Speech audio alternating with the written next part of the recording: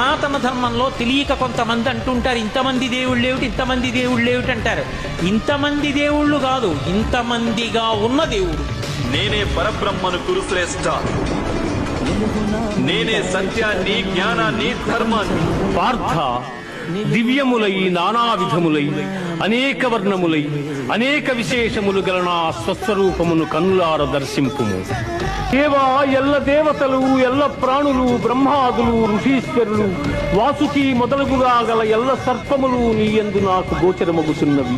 ఈశ్వర, నీ విశ్వరూపము అనేక బాహువులతో, ఉదరములతో, ముఖములతో ఒప్పియున్నది. అట్లయ్యూ నీ ఆకారమున ఆద్యంత మధ్యమములను గుర్తింపదాలకున్నాను.